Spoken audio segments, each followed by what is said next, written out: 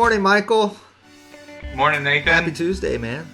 Hey, man. You look refreshed, as if you had a great night's sleep and you haven't thought about the big payback in 24 hours of live streaming in quite a few days now. So you're, I do want to thank everybody who supported, who donated. We've been, kind of making a lot of comments, but it was a lot of fun, and it was just awesome to be able to connect with so many people and realize just how many people care about the work that we're doing with Mission Discovery. So it was a lot of work, and I'm glad that it's over, but also it was awesome. Yeah, it was fun. It was cool to catch up with all the ministry partners, man. That was probably the highlight of my time with the whole project, was just getting to talk with everybody. I mean, we talk with them all the time, but to actually we talk day-to-day stuff. To actually hear the large scope, the big picture, how things are happening, it's just how things are going there, was just really special. So I'm sure that what we're going to do is put something like the videos on YouTube or something like that, the catch-up videos, or whatever, just so that people can go back to them and see what whatever ministry partner they want to, Anna or Noel or Richie, just kind of catch up with those and see what's happening on the ground. So that's a good idea. We ought to take care of that. We'll put it on YouTube. Putting it on the list. Yeah, there you go. Well, man, today we've got Dave Culbreath. And so this is Dave Culbreath part 1. Tomorrow will be Dave Culbreath part 2. And so we've got 2 days of Dave, and it's really cool because he's awesome. He's a great speaker, and his ideas are great. So if you're just joining us, this is Mission Discovery's Kickstart. We do this every day at 11 a.m. Come Central Standard Time. We come here and we to Facebook, to YouTube, and hang out and listen to God's Word, and then we go out and do our day. So it's kind of a way to start our day off right. So Michael, you want to start our day off right, man? Yeah, let's do it. All right, I'm going to click over to Dave. Hello, my name is Dave Culbreath. I'm joining you today from Nashville, Tennessee. It's an honor to have the opportunity to do so. Thank you, Nathan, and the team at Mission Discovery, especially you, Courtney, for reaching out and allowing me to have the opportunity and inviting me to participate in this way. I'm very grateful. For just a few moments today, I want to direct us back to the Father and our ability to trust Him completely. We're going to start in the verse that we've all known for a long time. You probably have a friend that has this in their house. You may have it in a card in your wallet or on your desk. Proverbs 3, verses 5 and 6. Go ahead and say it with me. Trust in the Lord with all your heart and lean not on your own understanding. In all your ways acknowledge Him, and He will make your path straight. Never before have we needed to trust the Father more. With the disruption and the change and all that's unfolding globally, we are truly in an unprecedented time. Unprecedented is a word I don't think that I have used hardly at all until about 9 weeks ago. I'm running out of adjectives to describe all that's unfolding, but one thing I know is that here I have peace because I know who's in control. You know who's in control, despite your plans changing or not unfolding like you thought they would. The Father is in control. So as we think for a moment, I want to direct you just to think about your life right now. There may be things that are coming to mind even as you hear the word trust. There may be some things in life that you know right now you're not trusting Him enough. There may be things you need to let go and just trust that He will take care of them. If it's work, if it's a trip coming, you are leading. You're probably leading other leaders. And in a time of such tremendous change, it's exceedingly difficult. It's difficult to lead, period. But when you're informed, the information that you're informed by changes minute by minute. It makes it exponentially more difficult. So trust yourself and trust the Father to guide you. I love to fly. I'm a pilot for fun. It's been way too long since I've been in the left seat of an airplane. But I love to watch YouTube and watch these pilots do acrobatics, do crazy landings, fly into crazy airports, land in the middle of fields. These bush pilots in Alaska, I think, may be the best pilots in the world. I don't know if you've ever seen this before. If not, pause this, open up a new tab, and Google it. Category 3 ILS approach. If you want to get really crazy, Category 3C ILS approach. Now that is a specific category of an approach that a piloting an airplane will use if there's limited or no visibility. You're flying, those pilots that you'll see on YouTube and that you may know in life that you can talk to will be flying with virtually no frame of reference for what the outside world looks like, because their view is completely obstructed, most of the time by fog or bad weather. And they have to trust their instruments.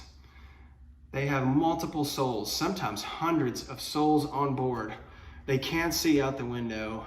They're descending towards an airport. Sometimes they've flown for hours to reach, and they cannot see where they're going to land. Yet they're descending with souls on board, their lives in their hand, descending. There's only a few instruments on the panel that they can trust to guide them. Only a few instruments that they can depend on to know that they're going where they're supposed to be going and landing where there's going to be a runway. And just a few feet, 50 feet sometimes, 75, 100 feet off the ground, they will see the runway environment. And they know they can descend. Sometimes they descend and they cannot see that, and they have to execute a go-around, which is a full power go-around and try to land again. And that to me feels like life right now. I can't see, my long-term plan may as well be used as kindling in my fire pit. But there are things in there that are not going to change.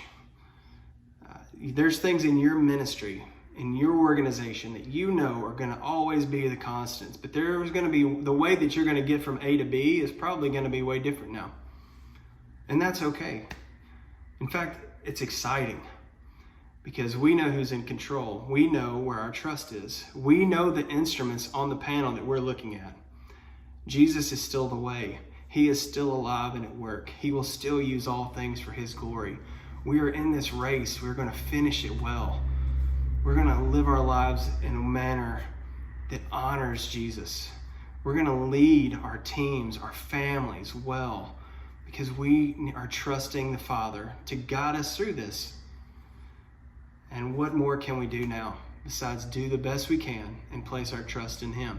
We may not be able to see out the window. We may not be able to see what's coming, but we can trust our North Star, our compass, our instrument, the Spirit alive and at work in you, in us, pointing us to Jesus, guiding us. Ask him for direction. If there's something you're unsure about, ask and wait and listen. Keep yourself rooted in this. Right now, more than ever, we have time to get into this. Sometimes, even still for me, it means getting up early. I have 3 boys, and there is never quiet time in our home, other than when they're sleeping. And find that time, whatever it is for you, and make sure you're staying grounded. And make sure your eyes are and your head is held high, even in the uncertainty. Don't let fear distract you. Don't let fear mislead you or interfere with what you know to be true. God is worthy. Our Father is worthy of our trust. He loves us. He cares. He's at work. He's at work in you. So as you lead, and you other leaders, as you lead your family, your team, lead well, and may peace be with you as you do so. Hey, Michael. Hey, Nathan. We are back, man. Dave Culbreath talking about trusting in God. I love it. And of course, those verses, Proverbs 3:5-6. Just if you don't have those scratched out in a journal somewhere, man, we got to get you a new journal. You can start over. That thing is, those are good verses. And I love what he said too. He's talking about, I actually did this. He said, have you ever looked up, and you're going to like, Category 3, ILS, is it ILS? Yeah, ILS approaches. Oh. Yeah, talking about airplanes landing when they have no visual of the runway. So category 3, I looked it up on YouTube, and it's like they just pop out. You hear the what is that? Altimeter? Altimeter. Sure. What? Yes, that thing. You hear it like counting down 1,000, 500, 150. And just all of a sudden you pop out of the clouds and boom, you're on the runway pretty much. Like can't see a thing. And so he's talking about like they are totally dependent on their instruments and nothing else. They can't see they have nothing. They can't control the environment around them. All they have is to trust their instruments. And yeah, man, I've been on a flight that did that in like a snowstorm. It was like one of those where we're sitting there and I thought we were thousands of feet in the air, and then all of a sudden the clouds break and like we're hitting the runway. Wow. And snow on all, Wisconsin, man, go figure. So yeah. But man, I just loved his message. Actually, I'm gonna click over here to the image of the day. And so guys, this is the image of the day. This is on our social media accounts. We want you to take this to your kitchen tables, to your small groups, to Zoom meetings, wherever you're meeting right now to keep community. If your place is opening back up, your state's opening back up, maybe grab coffee at a safe distance from your friends. But take this somewhere and let this start a conversation with your group. That's our real hope for all this, is that we just want to bring people a step closer to Christ, and we think that devotionals every day is one way to do that. So hopefully, if you're joining with us, you're feeling a bit closer to Christ now and starting your day in the Word. So, Michael, do we have anything else before we head out of here? I don't think so. I mean, just we're going to be doing these every morning, this week, and hopefully they are as helpful to you all as they have been to me. Yeah. I don't think, other than that, I don't have any big announcements. Awesome, man. Well, I think that we are good to go, man. Actually, tomorrow we're going to see Dave again one more time. And then on Thursday, we will have Pete Gillard from Roanoke, Virginia, and we'll do a Flashback Friday with Pete as well. So it's like we're getting to know a couple people really well this week, man. We're spending some time with them. So there you go. Yeah. So anyway, man, it's good to see you this morning. Good to see everybody else. We will see you tomorrow at 11 a.m. Central Standard Time.